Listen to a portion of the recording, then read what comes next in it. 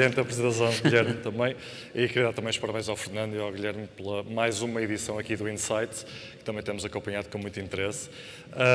É verdade, aqui o Attract da IH é uma aventura que já vai com 2 anos, praticamente, e ainda só agora estamos a começar. Portanto, é um consórcio de várias entidades. Estamos com 23, se não estou em erro, e que só agora vamos começar a ir para o terreno.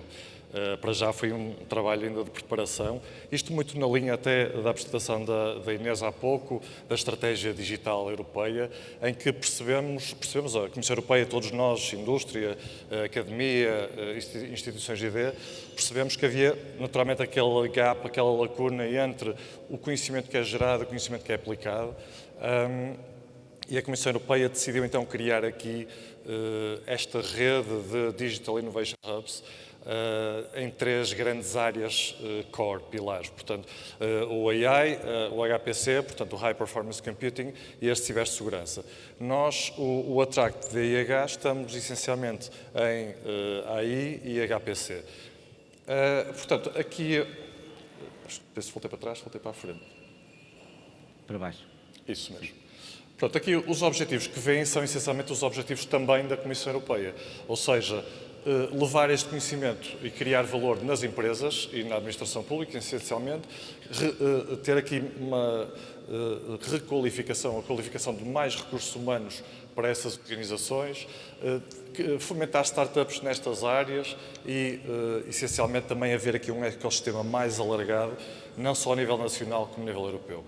Como o Guilherme disse muito bem, houve aqui várias candidaturas a nível nacional, nós éramos cerca de 30, se não estou em erro, numa primeira fase, e desses 30, depois das várias fases de candidatura, portanto aqui foi um concurso bastante longo, chegamos a este top 3, que muito nos honra, mas foi também resultado de muito esforço.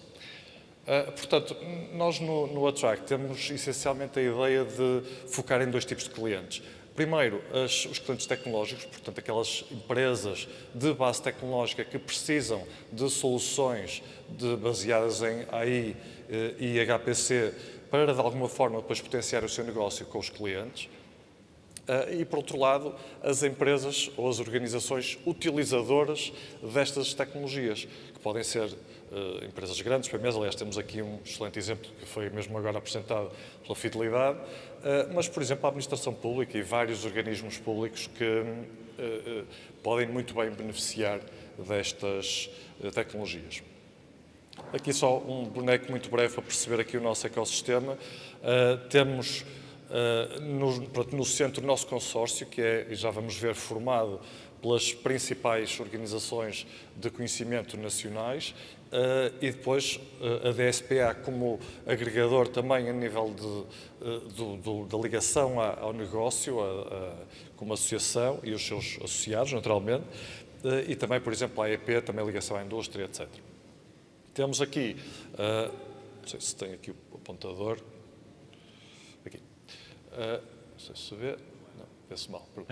De qualquer forma, portanto, temos então aqui nós no centro, mas haverá aqui também uma cooperação muito próxima com organizações que não estão no core, portanto, no consórcio da IH, mas que vão alavancar a nossa atividade e nós também pretendemos ajudá-los a potenciar a sua atividade. E depois, então, a ligação mais próxima aos tais clientes, as empresas, essencialmente PMEs, que habitualmente têm essa maior dificuldade, até pelos recursos que envolve a ter acesso a este tipo de tecnologias e ao desenvolvimento até destas tecnologias e à sua aplicação.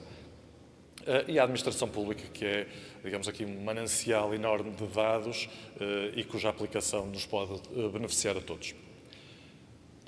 Rapidamente, aqui a forma do nosso conceito, portanto, na base estão as tais áreas tecnológicas da IHPC e as tais empresas, as tais organizações do nosso consórcio. Depois temos as várias áreas de aplicação, que não vou estar aqui a repeti-los, saberão tão bem quanto eu, na parte de negócio, de forecasting, previsões, etc, etc. E depois somos, digamos, transversais a qualquer setor industrial ou de negócio e, portanto, vamos não ter propriamente um foco numa determinada área, vamos aqui depois atuar empresa a empresa ou setor a setor.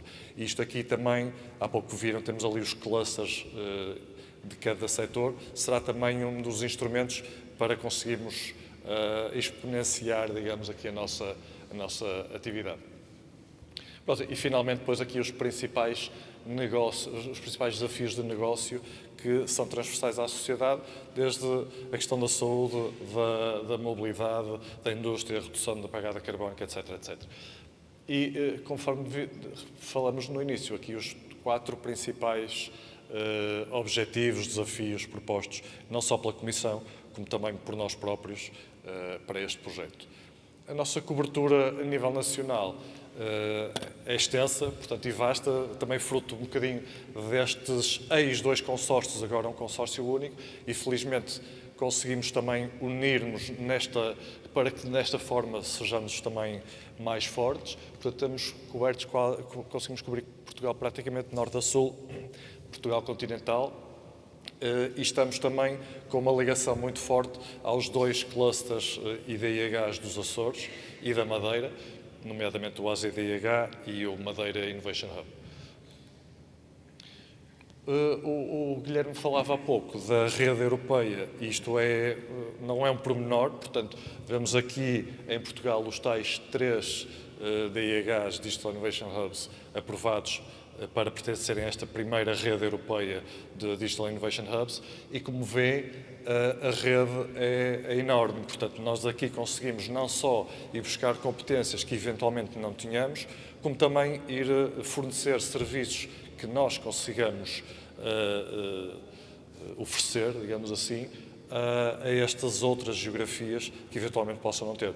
Por exemplo, na semana passada estive em Atenas também com este tema e já falei com 2 ou 3 pessoas que acharam muito interessante o nosso conceito, a nossa forma de trabalho e já temos reuniões marcadas para, principalmente ali na Europa de Leste, termos um pé lá para fazer negócio.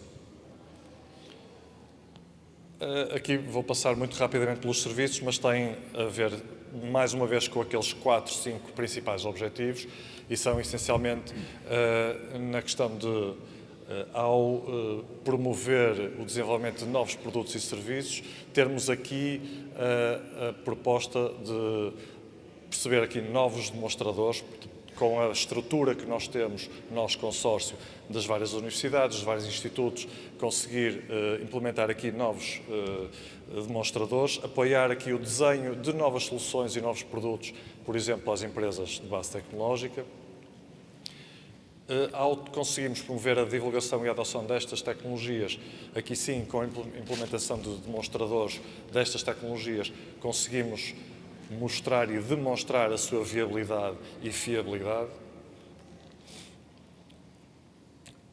Depois, o apoio à criação de novas empresas, sejam elas startups ou spin-offs até de outras empresas ou institutos, com base nestas 2 principais tecnologias, interessa-nos aqui perceber como é que a empresa pode desenvolver o seu modelo de negócio, que financiamentos é que tem, conseguir aqui uma ligação também a capital de risco, dar mais maturidade à respectiva tecnologia base para as suas aplicações, etc.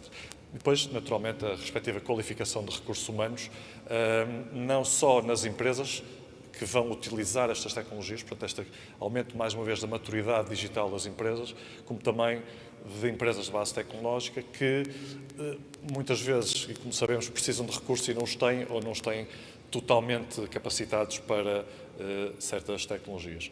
E, finalmente, a questão de estimular e participar nestes ecossistemas de inovação, que vimos há pouco, não só a nível nacional, como a nível europeu, que já o estamos a fazer. Aqui, muito rapidamente, não vos vou amassar com a estrutura do projeto como um todo, mas, essencialmente, temos cada um destes pilares a seguir a estes objetivos, estas áreas de trabalho e, portanto, que temos também responsáveis por cada uma destas áreas de trabalho e depois uma ligação também regional, um responsável regional por que faça toda esta ligação deste trabalho.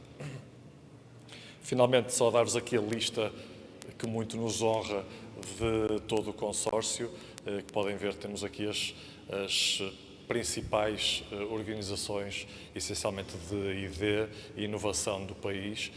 Naturalmente, este projeto não é para fazer ID, é sim para pegar nesse ID já desenvolvido e transformá-lo em inovação com valor para as empresas, as organizações, a administração pública. E o que nos diferencia, o que diferencia este tipo de projetos dos projetos, vamos dizer assim, habituais de inovação, quer a nível nacional, quer a nível europeu, é que este projeto não é para benefício do consórcio por si só, ou de alguns parceiros do consórcio, é para benefício de todo o ecossistema de inovação. E, portanto, o consórcio põe-se à disposição, literalmente, do ecossistema e do país e da Europa para fornecer serviços. Vou passar agora aqui a palavra ao João, que costuma pôr mais as mãos na massa do que eu, e apresentar aqui 3 casos, mais do que casos de estudo, casos de aplicação prática. Exatamente. Obrigado. Eu vou falar de projetos que são casos que poderão servir de exemplo para aquilo que o Hub poderá fazer no futuro. Portanto, escolhemos 3 porque não podiam ser muitos. Teríamos vários outros, mas pronto, vou falar nestes 3 e também explicar a ligação que isto poderá ter ao Hub. Pronto, o primeiro caso, o projeto chama-se SIGIPRO, é um projeto com financiamento público, em que quem depois vai ficar com a tecnologia vai ser uma empresa, portanto estamos a falar de uma empresa tecnológica que desenvolve software para gestão processual. Okay? Portanto, há uma série de problemas aqui envolvidos. Portanto, há workflows muito complexos em gestão processual, por exemplo, processos de licenciamento, concursos públicos. Aqui também há a componente da administração pública, que é importante. Muitas eficiências, muitos bottlenecks. Portanto, então nós seguimos uma abordagem de desenvolver tecnologia de recomendação à melhor ação seguinte. E aqui este Next Best Action não é a mesma coisa que o Ricardo Gonçalves estava a falar há pouco na apresentação anterior, que ele estava a falar no contexto de Consumer Analytics. Isto é Process Mining, é uma coisa diferente, ok? Mas tem algumas coisas em comum, obviamente. Extração e otimização automáticas de workflows a partir de processos que não têm um workflow explícito, por exemplo, é uma coisa que é muito útil. E a utilização de processamento de linguagem natural para a associação automática entre texto livre e processos no sistema. Por exemplo, podemos pensar em e-mails ou conteúdos do chat que nós usamos no dia-a-dia para falar, sobretudo naquele que é para falar sobre coisas de trabalho, não é? Não estamos a falar de e-mails pessoais nem chats privados. Pronto, o impacto disto qual será? A aceleração e melhoria dos outcomes dos processos, não é? E um aumento de eficiência, no fundo. A sinalização antecipada de casos problemáticos. Nós, se conseguimos detectar estes casos com antecedência, conseguimos lidar com eles de forma mais eficaz. E, obviamente, uma maior confiança na tomada de decisão, porque nós sabemos que tomamos aqueles passos que, à partida, são aqueles que otimizam o processo.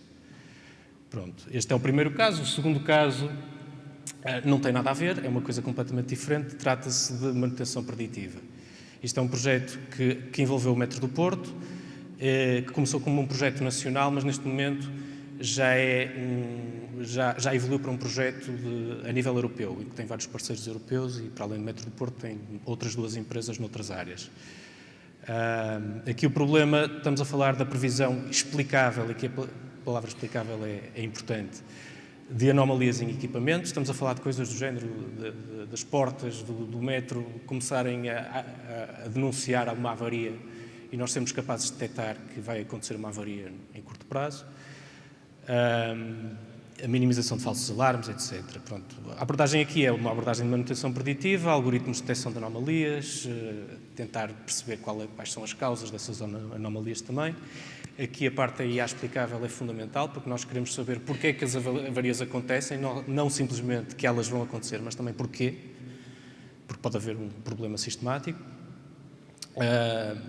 E isto é feito com a aprendizagem a partir de dados de sensores, que, como vocês poderão imaginar, são em grande quantidade, são dados massivos e são distribuídos porque vêm de vários equipamentos, são produzidos a grande velocidade. Isto também exige aqui uma ligação à parte da HPC, como é mais ou menos óbvio.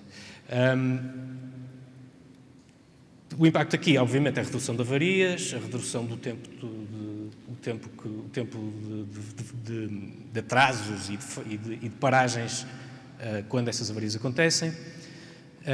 E há aqui uma óbvia mudança de paradigma, desde uma abordagem reativa a falhas para uma preditiva, prever quando a falha vai acontecer, até prescritiva, até saber recomendar ações para evitar falhas, okay? Mesmo antes delas saber que elas vão acontecer. O último caso que eu tenho aqui é uma prova de conceito, foi uma prova de conceito que foi desenvolvida. Isto aqui também se trata de um end user, portanto, de um utilizador da tecnologia que nos pediu para fazer um sistema que verificasse a conformidade de leituras de equipamentos in situ. E estamos a falar aqui de obras de engenharia, obras públicas, obras de engenharia, de grandes estruturas, barragens, pontes, etc. Que tipicamente tem um problema de leitura de dados, ou seja, há um problema de qualidade de dados, porque a operação que é necessária para recolher os dados exige que as pessoas se desloquem lá e vão ler os equipamentos, e são muitos equipamentos, são muitas leituras e existem muitos erros. Então aqui o que nós fizemos foi, no fundo,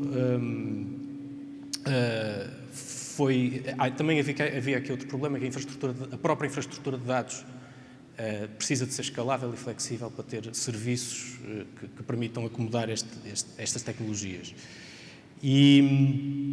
Portanto, basicamente o que nós fizemos foi uma estratégia de previsão de séries temporais com machine learning, em que a ideia era, no fundo, tentar conter os erros de leitura e tentar detectar quando há erros de leitura, principalmente aqueles que são mais óbvios, mas também alguns que são um bocadinho mais subtis, para melhorar a qualidade dos dados e também para reduzir o tempo da operação e o custo, consequentemente. Portanto, o resultado foi esse, há uma maior flexibilidade e facilidade no desenvolvimento dos serviços baseados em dados devido à nova infraestrutura, e depois a prova de conceito propriamente dito levará, em princípio, a uma redução do erro humano em leituras e um maior rigor na detecção de anomalias. Pronto, estes são os 3 casos que eu tenho aqui para apresentar. A pergunta que poderia surgir é, então, mas se nós já fazemos isto, para que é que nós precisamos de um Digital Innovation Hub? Pronto, a questão aqui, há muitas respostas, eu salientaria talvez 3, não é? Uma é, obviamente, a escala, portanto, a capacidade. Portanto, nós termos várias instituições no consórcio, até disseminadas pelo país, permite-nos ter mais capacidade, portanto, isto é importante. Outra questão tem a ver com a continuidade temporal, ou seja, no segundo caso que eu referi, não foi por acaso, ele começou como um projeto nacional, passou por um projeto europeu, e isso exige, né, existe contactos, exige conseguir agilizar consórcios, e isso não é fácil de fazer, como é óbvio, demora tempo, e isso é algo que pode ser potenciado por um hub. E o terceiro também, obviamente, a complementaridade entre os parceiros, que obviamente as competências não estão todas na mesma instituição, nós não temos as competências todas, mas obviamente com 23 parceiros a quantidade de competências aumenta, e isso permite-nos prestar serviços mais completos, que tocam em uma maior quantidade de necessidades das empresas. E pronto, e essencialmente era isso que nós tínhamos para dizer. Muito obrigado. Obrigado, João.